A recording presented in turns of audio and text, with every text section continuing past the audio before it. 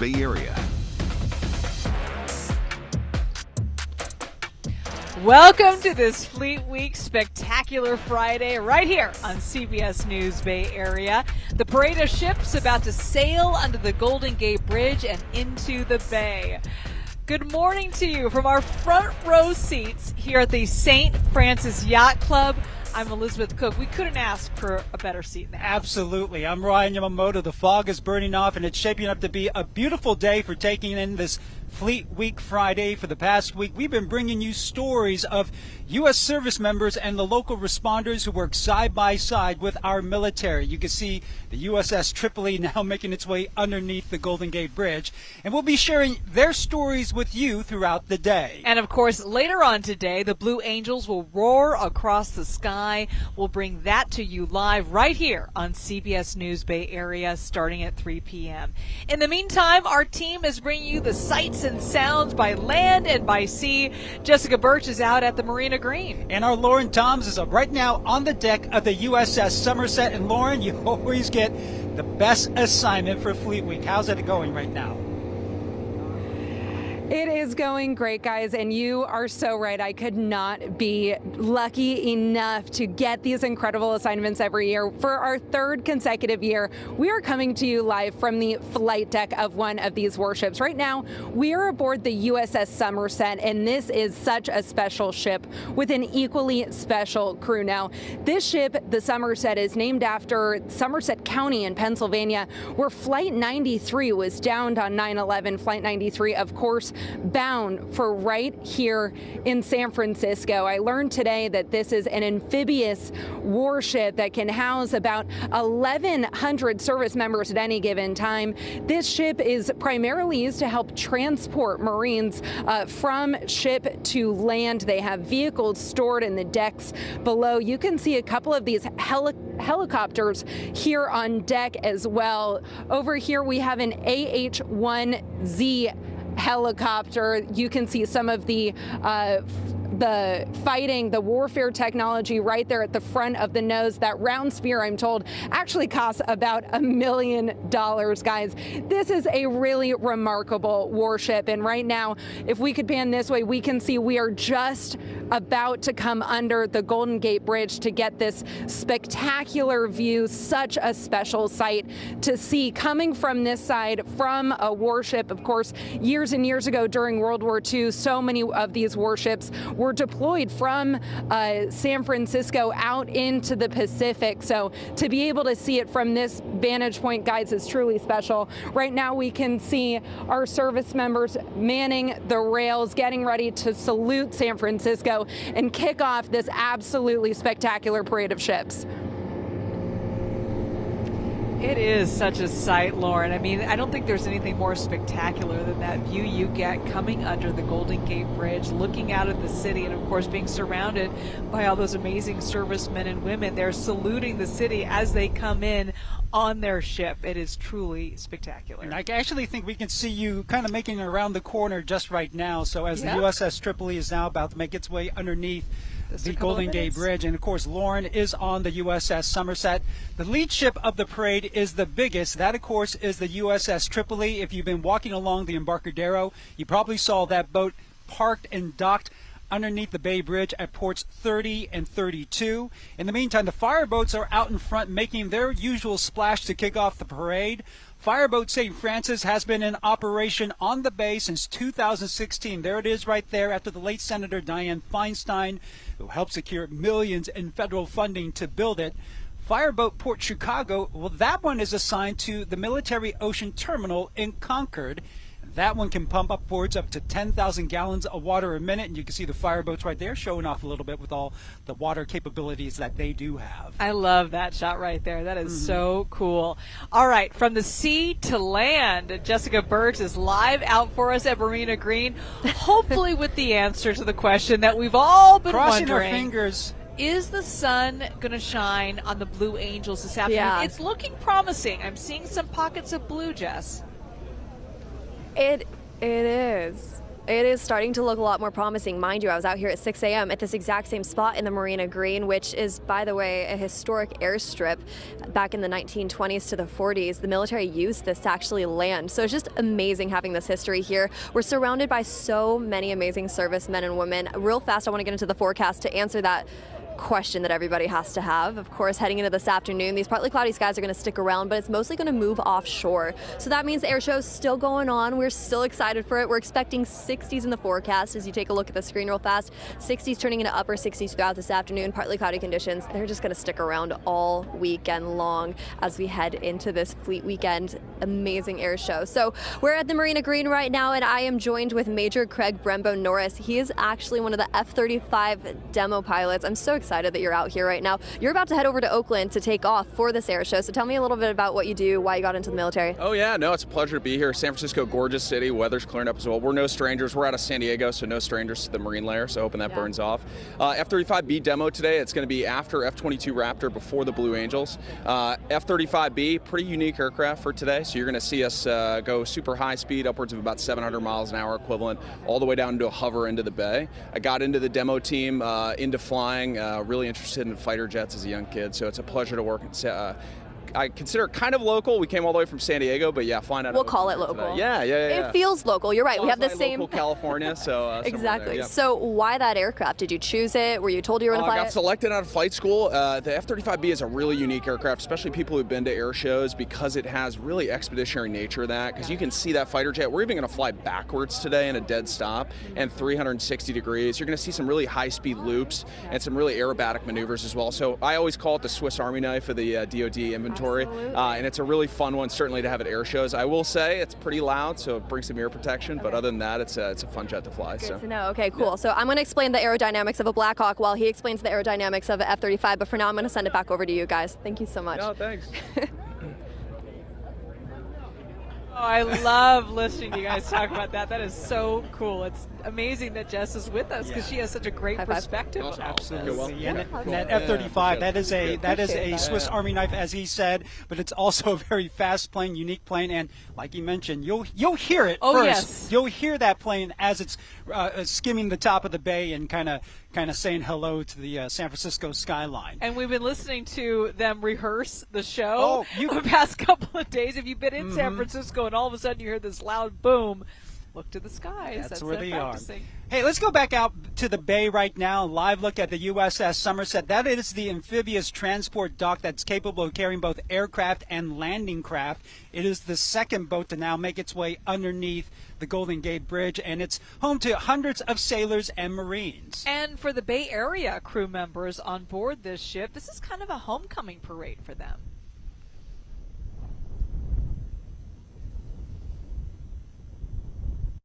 All my family's still in the Bay Area there. Still have some friends there in Alameda and the Oakland area. So I'm just really excited to see them. SF's a great place, a lot of good food, very nice people. I'm excited. It's nice to be out at sea and everything, but when you have, especially when you have like your fiance at home, you'd rather be there. And it's good to see those service members coming back home. And one of the officers in charge of steering that ship through the bay is also very familiar with the waters out here. That's right. Our Kevin Coe got to see him in action on the trip up from San Diego.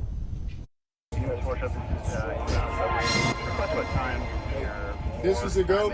Lieutenant Emilio Simbeck is tracking visual bearings on the USS Somerset's route out of San Diego. 200 to the left. He's one part of the team that drives the warship, serving as the assistant operations officer. To make sure they're on the same place, same page, time and space-wise. So working in operations is pretty cool because we kind of get a hand in a whole lot of different buckets. This route is a different bucket for Simbeck too, because it's personal for the proud Bay Area native. My high school prom was on the bay on a boat. Stuff like that, where it's just so weird now coming back a few years later to be on a warship driving back.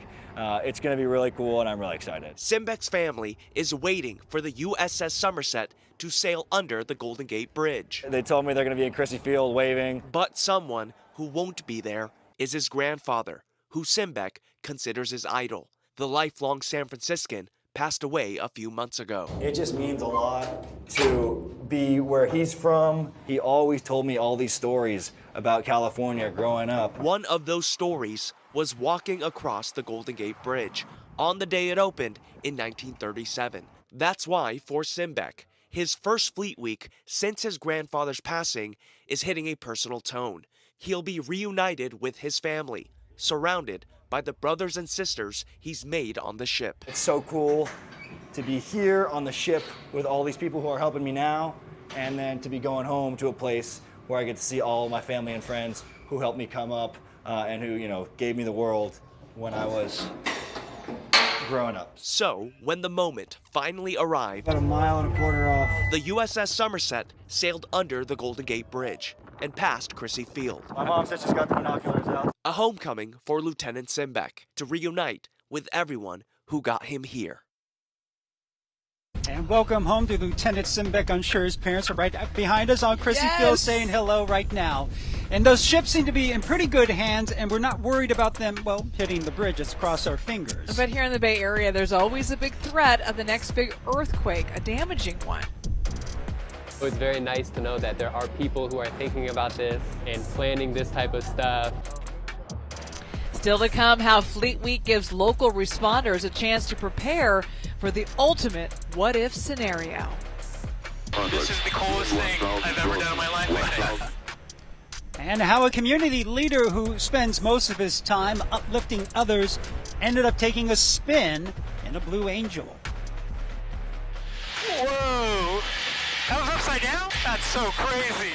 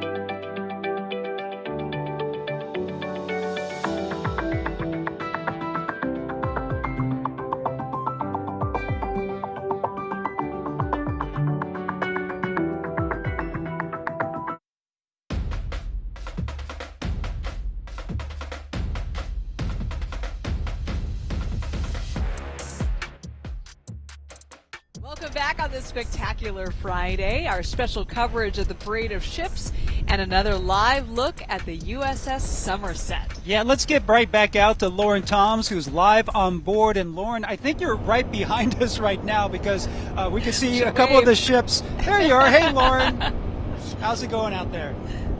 Hi guys, I can see where you guys are, but out here on the USS Somerset, we just got a spectacular view coming under the Golden Gate Bridge. This is just more and more special every single year, and we are surrounded by service members who are manning the rails. They're getting ready to salute the city, and right now I'm joined by Lieutenant Junior Grade Sean Riley. Sean, how are you enjoying Fleet Week so far? This has been an incredible experience, especially since I grew up in Alameda. This has been unbelievable. The captain was nice enough to let my family come on board, and they're native San Franciscans, so this is pretty sweet.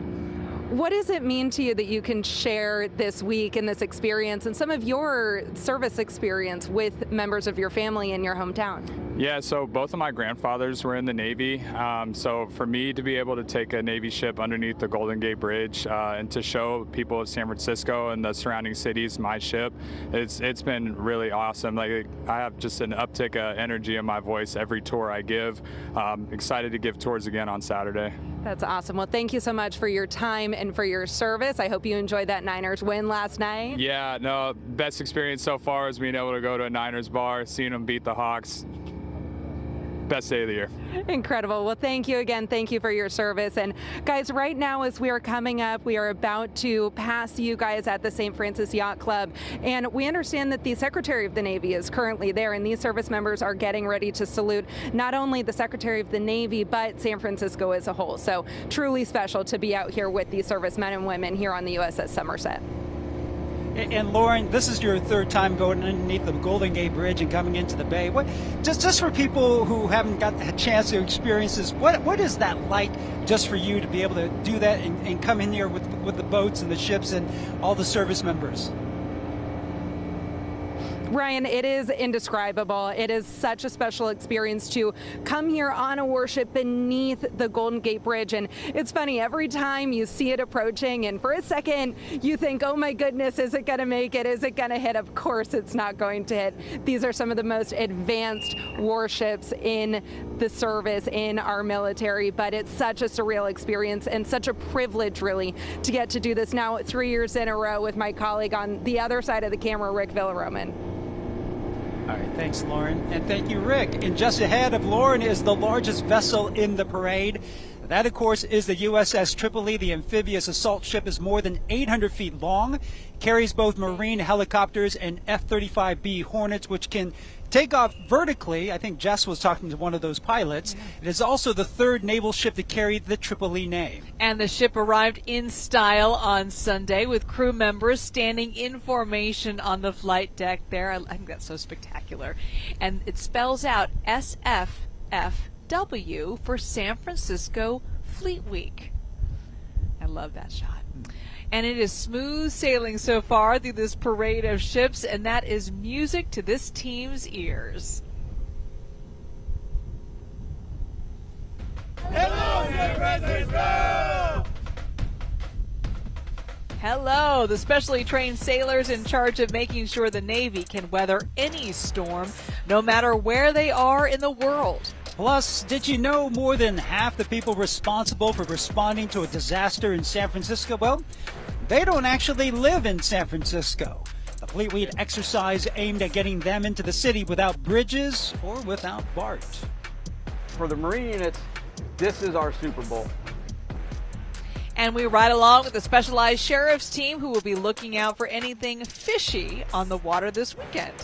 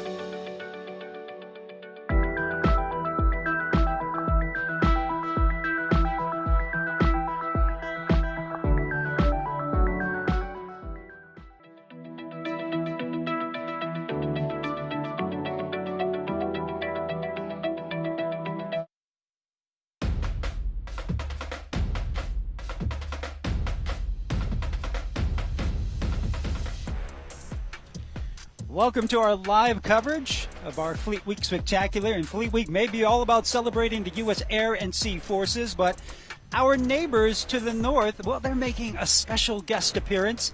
There it is right there. The Royal Canadian Navy is here. The general purpose warship, you can see right there, has specialized anti-submarine capabilities.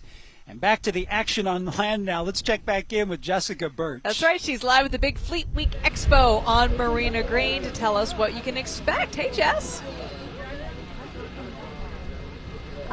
It has been so fun out here, getting to meet so many different community members and service members too. This is my third year doing this and I get excited more and more each year. Right now we walked around and talked to the Coast Guard a bit. The FBI is out here, watch out. The VA is out here, the American Legion, and I'm actually joined this morning with the American Red Cross. This is Colin, and we're kind of just talking about what's going on and why the American Red Cross is out here. Tell us a little bit about it. Absolutely. Yeah, we're out here supporting Fleet Week in the military, promoting just redcross.org if you want to donate your time, your money, or your blood. If you want to become a volunteer, it's very easy to do. We could use help on the East Coast right now with the hurricane support.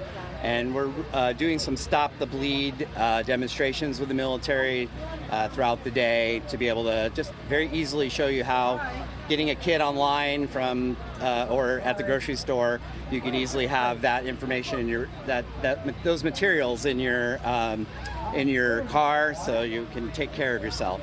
I really appreciate you sharing that with us. So we're going to be out here today hanging out with the American Red Cross. We're also going to be talking to other tents here at the Expo. This Expo is so special for a lot of reasons. I mean, you have service members, there's recruiters out here if you've ever been curious about joining the military or just hearing more about it. I'm not going to lie to you, I totally talked to the Coast Guard for a little bit, just kind of scratching the surface to see what was happening there. And there's so many amazing service members out here. So come out here, thank them for their service, come out and check out the American Red Cross tent. I'll have more on this Expo coming up in just a bit. The forecast is looking beautiful. We're expecting low 60s for now, upper 60s as we head into this afternoon. For now, I'm going to send it back to you. Oh, that sounds perfect. All right, Jess, thanks so much. Well, each year during Fleet Week, the military and local first responders get together to train for the ultimate what-if scenario. Yeah, we hope that doesn't happen. It was 35 years ago next week that the Loma Prieta earthquake took out a section of the upper deck of the Bay Bridge and then collapsed a large portion of that Cypress Freeway. That, of course, happened in Oakland.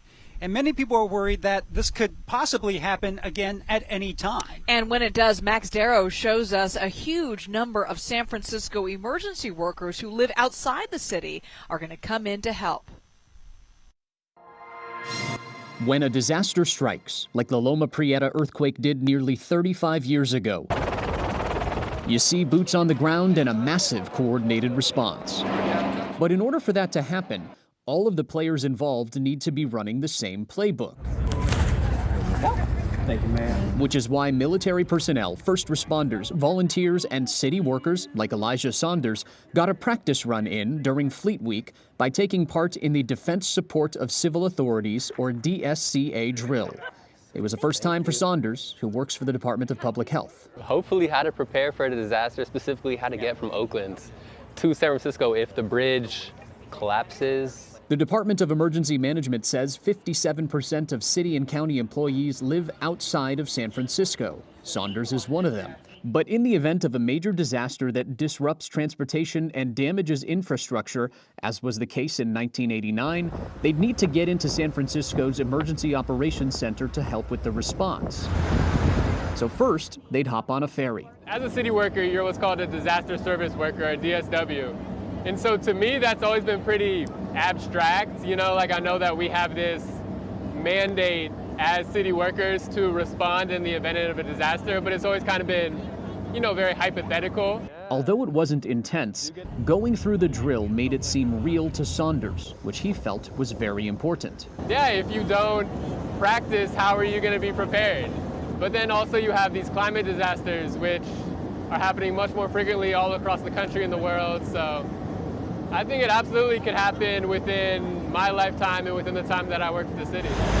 Robert Smuts was also on board. He's the deputy director for the Department of Emergency Management. He says this was the largest exercise the department has conducted. You can do a lot doing a tabletop or just writing the plan, but there's no substitute for actually putting it in practice and testing all your assumptions and making sure you've thought of everything. Once people make it across the bay, their next mode of transportation would be by bus. As the exercise played out, Saunders' appreciation for it grew. I would imagine if this was real, there'd still be a lot of stress involved. There'd be a lot of anxiety. But I think, having a bit of an idea of what to expect as far as at least getting into the city definitely helped.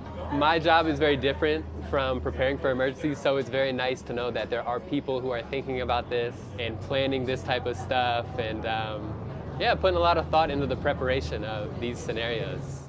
So whether the big one or another kind of emergency, Saunders and others who'd play an important role in the response will be a little more sure of their footing from the moment disaster strikes. And a lot more still ahead on this Fleet Week Spectacular Friday. We're coming up. Did you know one of the Navy ships parading right behind us right now does not have a crew? It's like Waymo. It's the Waymo for ships. This one does, though, and if recreational boaters are thinking of pulling any stunts on the bay this weekend, they better think twice. If the citizen doesn't turn away, we know there's a threat because anybody in the right mind is going to back off. And speaking of cool-looking planes, the NBA has a big announcement for Fleet Week fans, and they'll make it live in this show in just a little bit.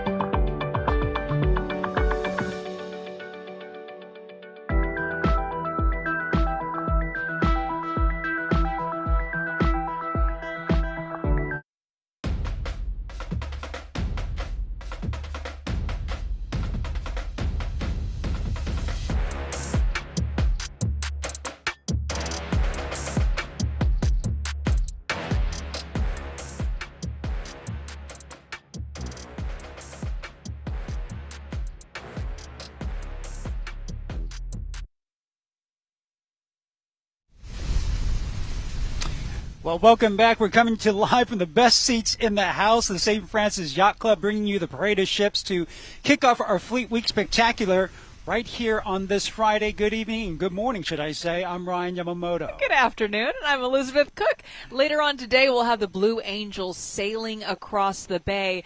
But right now, we want to get back to the action on the water, on the bay. The next big float of this parade of ships is a U.S. Coast Guard cutter, Berthoff. She is home ported right here in Alameda and is used primarily for search and rescue operations and maritime law enforcement. And plenty of the smaller Coast Guard craft out there are on the bay right now as well. Yesterday, we had a chance to visit the Coast Guard Island. That, of course, is in Alameda, as half a dozen small patrol boats were all loading up, getting ready to move out. And they're going to be on the water all weekend long, securing the ships and area under the air shows.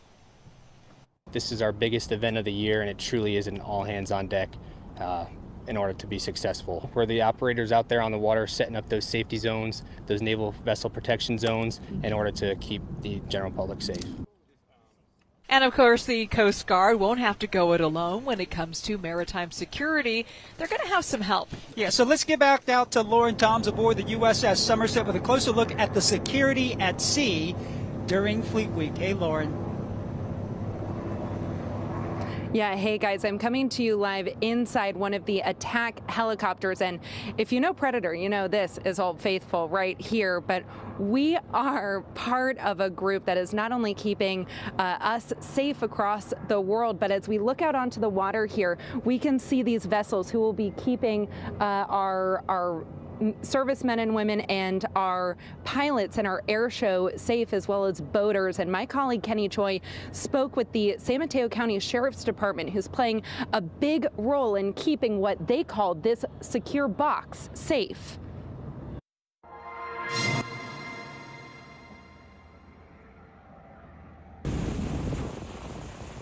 It's a tight turn and full throttle ahead as retired San Mateo Sheriff Sergeant John Gonzalez executes a maneuver to approach any vessel that poses a threat. It seems reckless, but it's 100% training. 2-2 Alpha, over. Protecting Navy ships like the USS Tripoli is paramount. U.S. Coast Guard is the lead authority. But dozens of local agencies like the San Francisco Police Department and the San Mateo Sheriff's Office also play a key role in enforcing various on-water security zones. If the citizen doesn't turn away, we know there's a threat, because anybody in their right mind is going to back off. Disaster response exercises are part of Fleet Week to prepare for the unexpected. On October 12, 2000, 2 suicide pilots of a small boat pulled up alongside the USS Cole en route to the Persian Gulf and detonated their explosives, killing 17 sailors. With jets roaring above, enforcing on-water security zones where no recreational boaters are allowed is one of the main responsibilities for local agencies. We're going to have another buoy a half a mile that direction. Michael Smizer is also a retired sergeant who now gives his time to be a part of the all-voluntary Sheriff's Marine Unit. That forms a 1 mile by a half a mile rectangular box. That security zone has to be clear in the event of a disaster in the air and impact below it. We clear the box so they don't have to worry about, oh my God, am I going to take out some civilians or anything like that. During the rest of the year, Gonzalez and Smizer serve as volunteers for the Marine Unit, rescuing stranded kayakers, surfers, and others. The rest of our responsibilities mainly comprise of search and rescue missions. Both retired sergeants are putting in more volunteer hours on the water. This week has been circled on the calendar for some time. For the Marine units, this is our Super Bowl. Marine patrol officers often go unnoticed. That's okay with them, as long as those watching and participating during Fleet Week are safe. That sterile, secure box, so critical during our air show, not only for people on the water, but for some of the air show conductors back on land. Thank you to everybody who's playing a role in keeping this show, this experience safe for everybody, and for bringing what is a truly spectacular experience right here in San Francisco.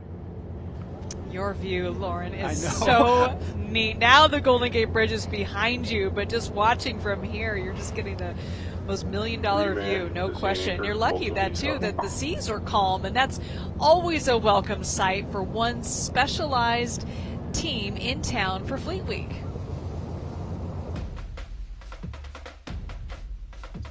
We'll introduce you to the military meteorologist. Honestly, destruction of the ship.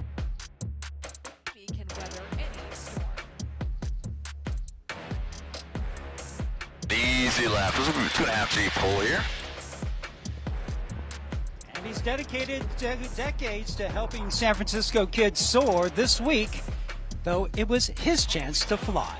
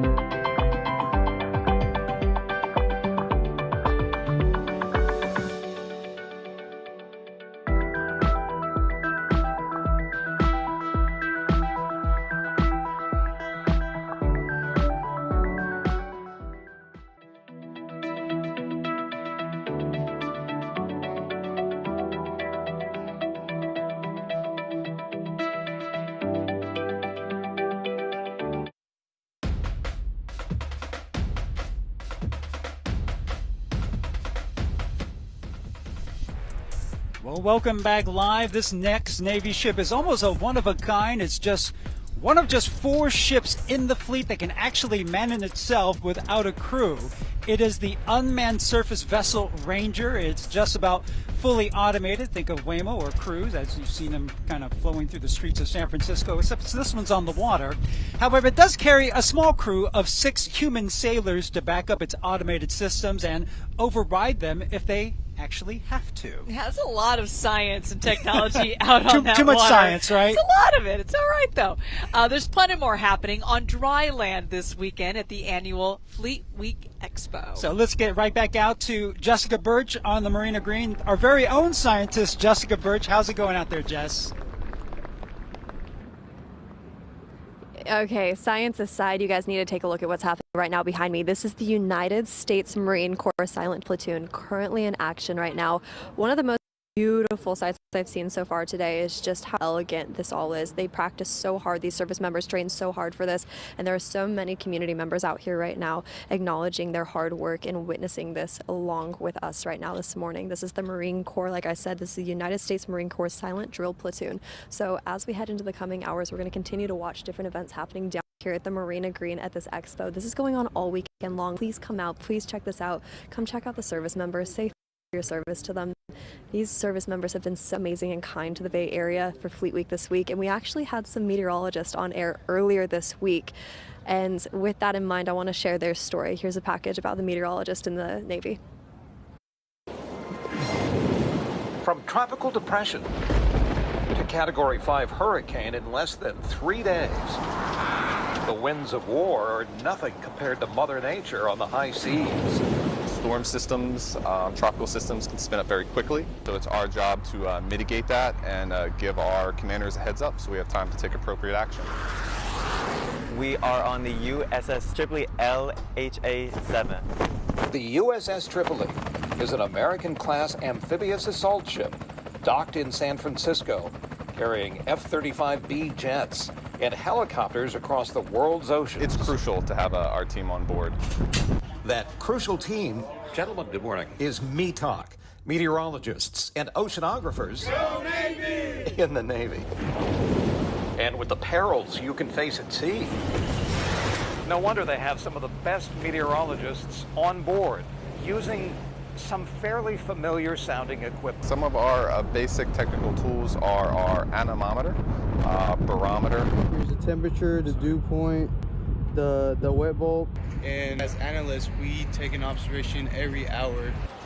On board, Navy ships have constant access to sophisticated weather forecast models. A weather forecast is very important for wind, seas. If we're off by 5-10 knots, it can mean, honestly, destruction of the ship, or it can honestly lead to safety of navigation.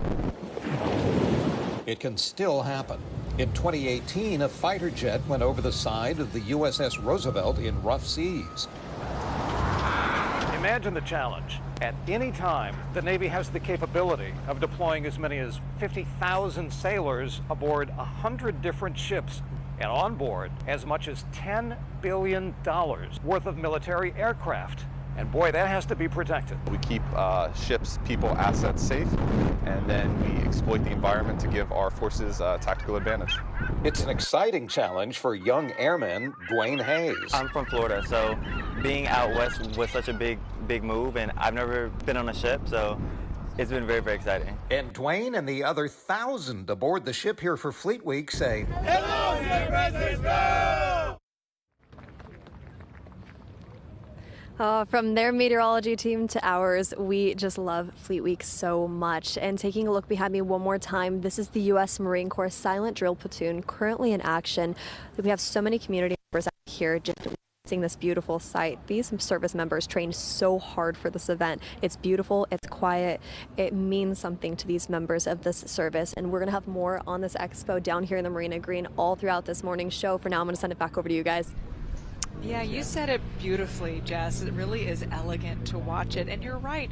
We should say thank you to our service members. And I want to take a moment to say thank you to Jessica Birch, obviously a member of our Army National Guard. Thank you so much for your service, Jess. And it is so neat to see people walking around. And everybody's from different parts of the country and different military branches. Gives you a lot of pride to walk around San Francisco. Yes, thank you to your service members. Well, Fleet Week offers so many great opportunities for kids to learn and play, including this shoot around on what has to be one of the coolest basketball courts of all time. What do you like about today? Basketball and free stuff. And speaking of all-star experiences, if you're a basketball fan, the NBA has something they want our viewers to know before anyone else. That's all coming up next.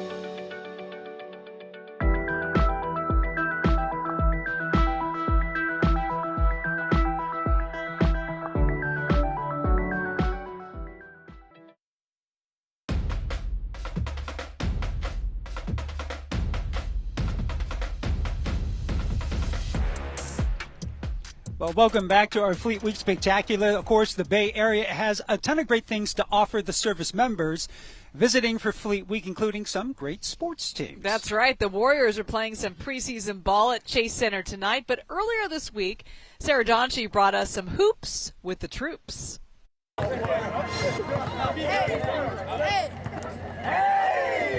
You have never seen a dunk contest like this. And even though they host every year, neither have the Marines. Right next to the ship, got the view of the city right there. I never played somewhere like this. Hoops for Troops brings together an unlikely bunch: the Academy of Art basketball team, the United States military, and the Boys and Girls Club of San Francisco, who, as it turns out, was in it for more than the scenery. What do you like about today? Basketball and free stuff. My favorite part is that they get free shirts. And that's all. It was also a chance for the team to refine the kids' skills: ball handling, shooting, you name it. You got the bridge in the background. Super cool environment for the kids to say that they've been able to do something like this. Playing with all like the college players, and it's very exciting. You were pretty good out there. Do you like basketball? Yes, I do. And it was a time for some of our country's finest to shine too. Is this the best day ever? Yeah. What do you like about it? That I get to see people that have been to war before.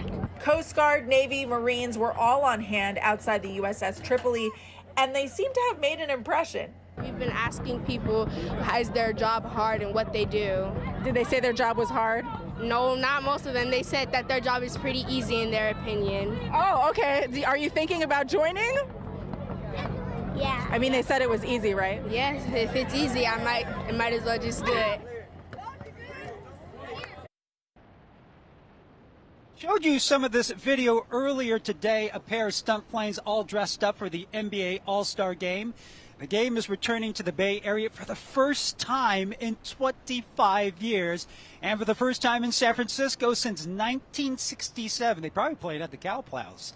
Those planes, by the way, will be flying in the air show this weekend. Pretty cool there. And we're joined now by Kelly Flato. She is the Executive Vice President of Global Events for the NBA. Kelly, thank you so much for being with us. Thank you for having me. It's so exciting to be here for Fleet Week. Oh, we're thrilled to have you here. So how did this partnership come up with San Francisco Fleet Week and the NBA? We have such incredible partners with our team at the Golden State Warriors, and working with Fleet Week was an obvious connection to celebrate the military community in the Bay Area, and an opportunity for us to tip off our all-star activities, putting tickets on sale today. Absolutely, and it's been a while since the Bay Area has hosted an all-star game, and a long time since it's been here in the Bay Area. So what can people expect? Oh, there will be something for fans of all ages and all types. So today you can go and get your tickets for the Celebrity Game, which is one of our most popular events of All-Star. The NBA Crossover, which is a series of participatory and immersive fan events that will take place at the Moscone Center. And then, of course, our Rising Stars Game, which will take place at Chase Center, our All-Star Practice at Oakland Arena, and for the fourth time, the HBCU Classic. So again, basketball of all types and sizes for fans of all ages. And my favorite, the Valkyries are coming next season. We cannot wait. What can you tell us about that? So we are so excited that the Valkyries will be tipping off just a few months after we're here for NBA All-Star. So you can expect to see members of the Valkyries joining us as part of our All-Star festivities. And we saw those planes that are flying. They're all decked out in the NBA All-Star logo. So what can we expect from those planes? They'll be flying here in a couple of hours. They will be. They'll be part of the broadcast this afternoon, and they will be part of Fleet Fest. So I hope that fans will go out and see those planes, as well as some Warriors legends and the Warriors dance team, and shoot some hoops this weekend at Fleet Fest. I love that. Basketball playing in with Fleet Week. Yeah, it's fantastic. It's a great and a perfect partnership. It is a perfect partnership. All right, thanks, Kelly. Thank you. All right, some NBA news on this Fleet Week Friday. But have you ever wondered what it would be like to fly with the Blue Angels? Well, this guy we're about to show you just found out. Let's do it. Still to come, the San Francisco community leader whose hard work on the ground earned him a once-in-a-lifetime adventure in the air. Can't put this into words. I mean, this is every little boy and grown adult's dream to do something like this.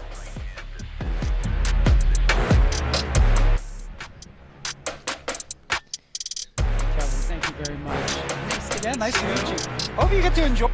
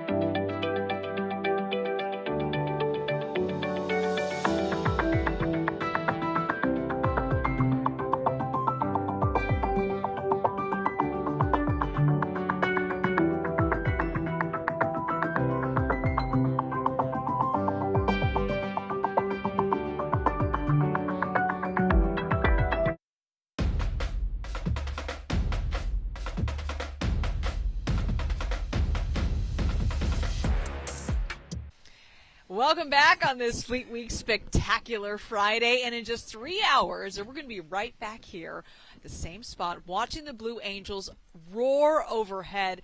And anyone watching them zip across the Bay Area probably wonders what it would be like to actually be inside that fighter jet. Yeah, absolutely. Well, each year the squadron selects one key influencer serving their community who they believe has earned the chance of taking the flight of a lifetime. I had a chance to catch up to this year's key influencer. His name is Kurt Yagi, whose organization City Kids Rock has helped students at 3 schools in San Francisco for the past 3 decades.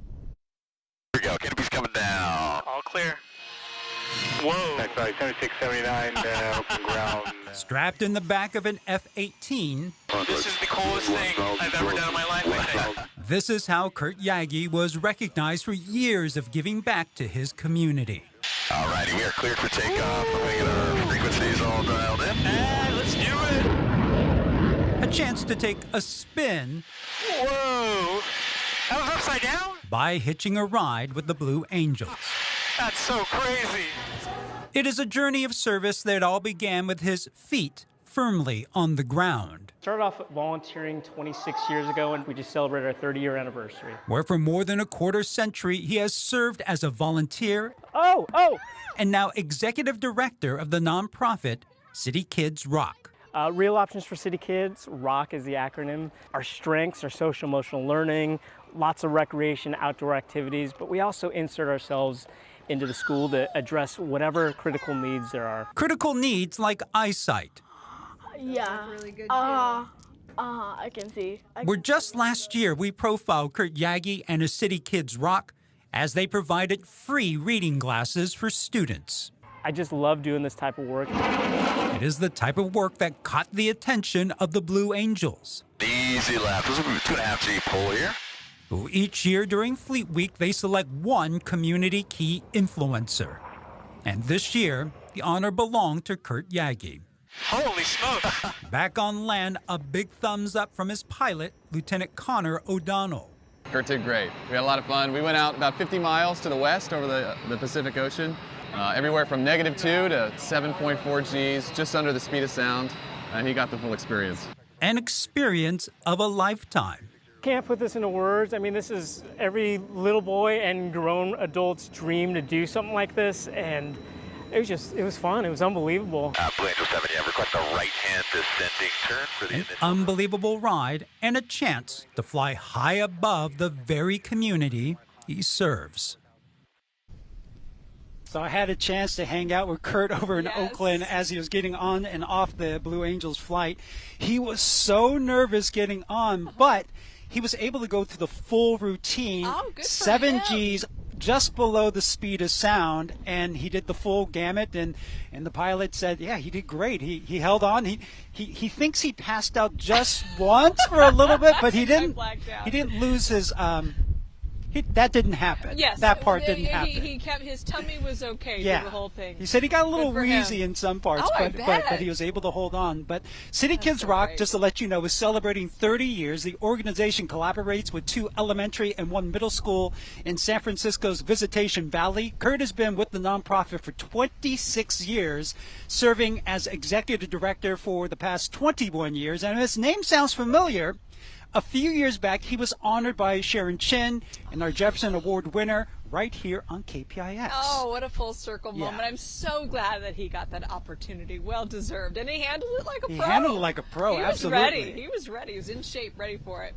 All right, join us back here today at 3 o'clock in about 3 hours from now for the Blue Angels. Looks like the weather's going to cooperate.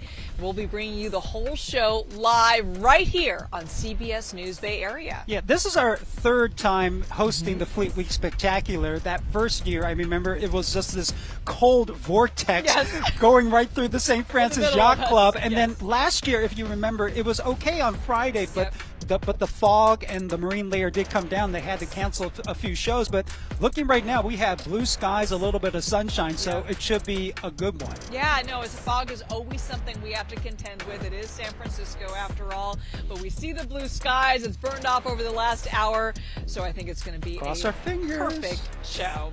Well, stay with us for more from the St. Francis Yacht Club right after this short break. We'll be right back with the news at noon.